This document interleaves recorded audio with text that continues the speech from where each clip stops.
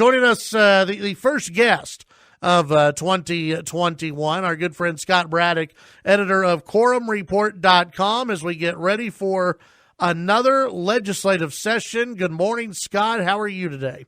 Doing well, Chad. Happy not 2020. Yes. It's a whole new year. Happy New Year. Yeah, and it's kind of just at least with coronavirus, all that we still have disputes over the presidential election, and yep. It continues. 2020 hangover, I think. Yeah, exactly. Let's talk about the state capitol. I saw a picture this morning, Scott. It looks like the grounds are open, and there's a big tent on the over on the north side there of the Capitol. A big tent, rapid testing available in Austin. The way some were joking about it, they were saying there's a new free testing site in Austin opening on Monday, which is true. But the tests are not required to enter the building. So you can either just head on into the Capitol if you want, or you can stop there and get the test. We did report first over the weekend at quorumreport.com that some new protocols have been put into place for this first day of the Capitol being reopened. You remember it was, I think, a couple of weeks ago, Governor Abbott had said that the Capitol would open on this day, on January 4th, but at that time he didn't provide any details, didn't say exactly how that was going to work. And, of course, people who do live around here and work at the Capitol were curious about what was going to happen, and it did seem a little suspect or a little strange to folks, Chad, that the details about how it would work came out, were released to the news media, including us at quorumreport.com, at 8 p.m. on the Saturday night before the Monday when it's supposed to happen. And then you had staffers at the Capitol, the people who worked there saying it was a little disrespectful to them because they did not even get anything in their state office emails about how this was going to work. They had to read about it in the news, Nice. in the news coverage. That frustrated them a little bit, although I would note it's often the case that state government employees first learn about things happening in state government from Quorum Report, so I'm kind of happy about that. But I would say that for the people who, engage with the legislative process, or just average Texans who want to check out their Capitol, it's a move forward here, but is it enough? I'm sure that will be debated going forward. I don't know what the number of people is going to be who say, hey, I don't want to get the test, I don't care about that, and they're going to go on in. It seems to be in conflict with what we're hearing just today from the Lieutenant Governor's office. Just a little while ago, we reported that Lieutenant Governor Patrick did unveil protocols for the very first day of the legislative session, and the Senate, of course, will get to choose what their rules are going forward after that. In the House and Senate, they're looking at what they're going to do on their first day, coming up next week of the legislative session. And, of course, it's going to be a pared-down opening day. You're not going to have all of the pomp and circumstance that you usually get, which some people kind of compare to the first day of school, where you have the people who are there, the lawmakers, and then all their families come with them, all their kids come out on the House floor and the Senate floor, kids and grandkids and that sort of stuff. Yeah. Usually big celebration. You've seen this happen before. Going to be much pared down.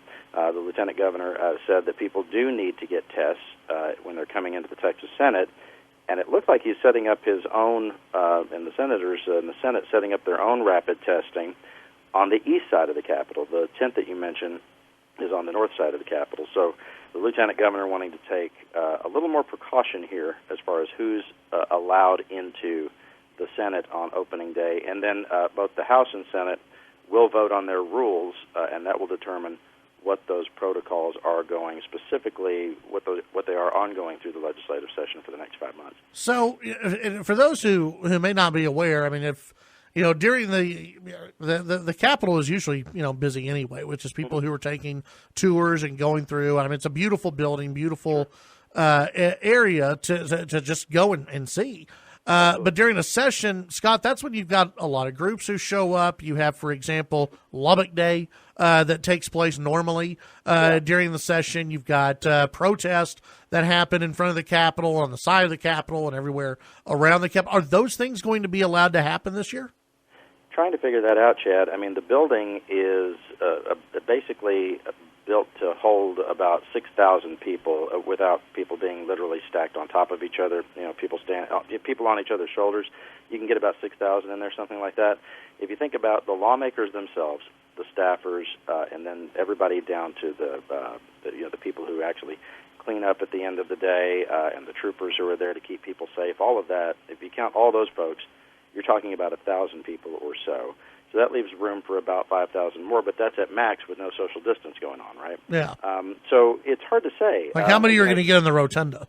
Right. It's big question. How many people are allowed to do that? I'm thinking back to 2013 when the building was filled to the brim with protesters. This was when former Senator Wendy Davis was filibustering that omnibus abortion bill and filibustering until midnight that night during that session. There were people actually kind of stacked on top of each other at that time. I don't think we'll see anything like that. And, it may be that there's not the kind of controversy at the Capitol that would draw that kind of attention anyway in this legislative session. I mean, we're sitting here thinking about the kinds of things that they're going to be addressing. They need to talk about the COVID-19 response. What is the state's response? What does the legislature want to do, if anything, about checking the governor's powers under the Disaster Powers Act and maybe reforming the powers that county judges have? They'll be talking about that. The state budget is going to be a bigger challenge this time because they do expect, of course, to have less money in the bank, although the comptroller has said that it won't be as bad as he had originally thought because the economy is starting to come back. They've got to address what they're going to do with school finances.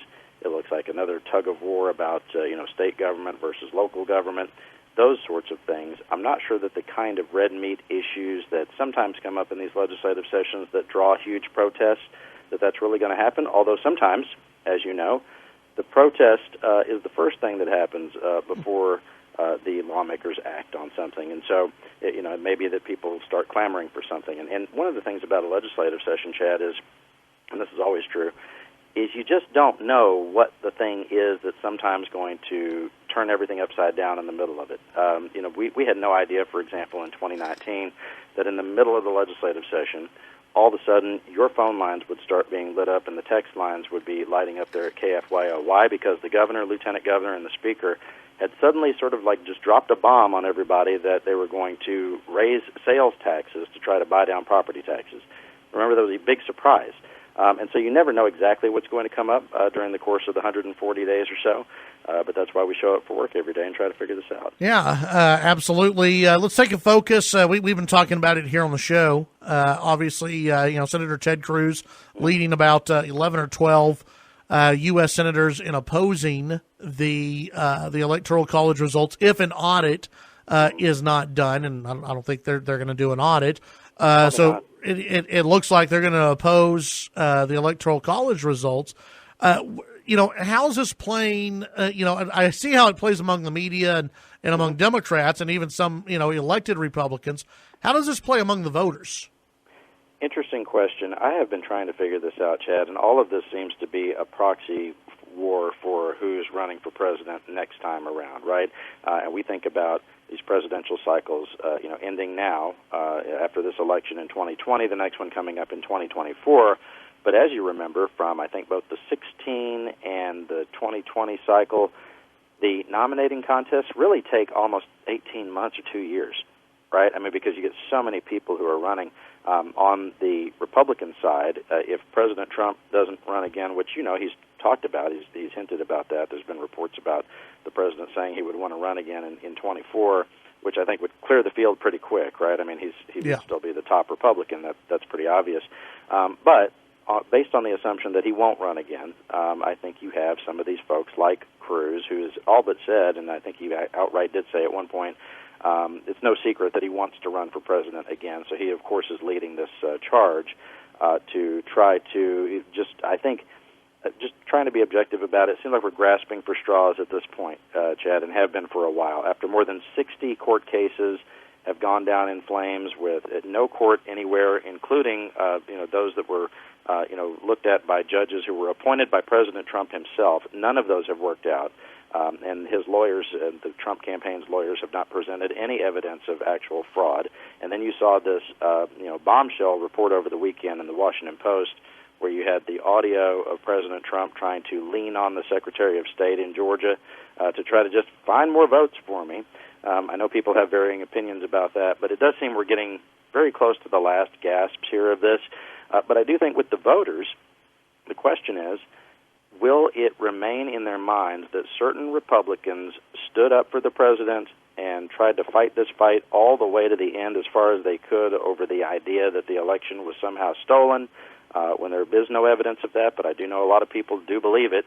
And if you looked at the statement that Cruz put out over the weekend saying that he and others were going to object, the argument shifted just a little bit, Chad. It shifted from, the idea that there is fraud to instead the idea that lots of people believe that there's fraud, and so those people need to be stood up for. Of course, Cruz and those other senators have a right to do that, but I think in the end result it's just going to mean that they're going to, debate this a little bit further in Congress, and then this is going to basically be a ministerial act where they approve the Electoral College as was presented. But with the voters, to your question, in 2 years or in 4 years, are Republican primary voters still going to have it as one of their top issues that somebody running for president either did or did not fight hard enough for President Trump, in the election that preceded the one that will be coming up? Yeah. That's an open question. And with some of the people, I think you might agree, with some people out there, they will find it very important that that it wasn't fought all the way to the end as hard as possible, and Cruz is trying to position himself as that guy who did that. Well, and even in the letter, they put a little part in there about, we're not naive here. We understand that this is this isn't going to work out. This is not going to work out in the House, and most likely it won't work out in the Senate. But listen, I can tell you right now, just off of what I'm getting from listeners, they want Cruz to fight. They want these Republicans to fight, and I think that for Hawley's got to make himself a name. He's got to make a name for himself. Cruz doesn't, but Cruz probably doesn't want to lose any spotlight. Yeah, and Cruz also still has, I think, a little bit of work to do with some of those Trump supporters who are still not happy with the way that he handled things back in 2016. I know he's done a lot of work to, win those folks back over, and of course that was a big part of his strategy, a winning strategy, in 2018 when he was up against, a really stiff challenge from a Democrat, and there was some thought that maybe the Trump base wouldn't turn out for Cruz in quite the way that they would otherwise, since he was that last man standing against Trump back in 2016. I think he's done a lot to repair that, but I think it's still there. People remember that he and Trump were not always on the same page, but Cruz, that's being diplomatic about exactly. it. That's being nice. But that's being nice about it. Of course, we know what names. I won't do the mainstream media thing and play back all of the things that President Trump ever said about Ted Cruz and that Cruz ever said about him, but there is some repair work to be done there with Cruz in that part of the Republican base. We had a texter ask, and I think this has already been filed, someone who asked if there will be legislation introduced for Texas to secede. Mm-hmm. I think we've already had at least one person file that bill, right? I know of only one bill on that so far by Kyle Biederman from Fredericksburg, Texas. He's one of the Freedom Caucus members who started to make this case, as was sort of made by the Texas Republican Party chairman Alan West, although he later said that he never used the word secession, and you talked about it with him on the show here. But yeah, that bill is filed, and I don't expect it to go anywhere, but we always keep an eye on everything. Yeah, I mean, really, for folks, you got to remember thousands and thousands of bills are filed, and very few actually even get voted on. So, well, and I would temper everybody's expectations on legislation this time around by just saying that there is going to be even less bandwidth for lawmakers to address things when they're dealing with COVID restrictions, et cetera. It may be in a normal legislative session that thousands of bills do pass and become the law in Texas. But, Chad, I have heard from veterans of the Capitol who are saying that, look, it may be that only 500 or 600 bills will pass this time around because they won't be as able to have the same kind of committee hearing process. They won't be able to move as fast, won't be able to vote as fast potentially, because it may be that they have to only allow so many members of the House on the floor at a certain time to be able to vote on things. They might vote on a bill and all 150 members vote, but only 4 or 5 of them walk onto the floor at a time to vote.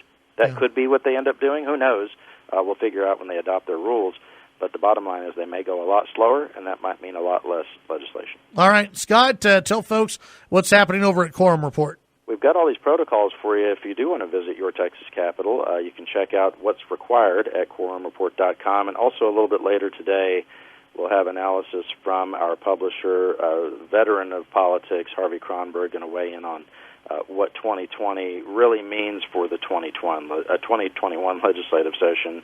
Interesting thoughts there that we'll be posting at quorumreport.com. All right, very good. Scott, thank you very much, and we look forward to the upcoming session. We'll see what happens. Thanks, sir. Talk soon. Thanks, Scott. That's Scott Braddock, editor of quorumreport.com, with the legislative session just days away from beginning. We'll visit with him and others about the legislative session this year.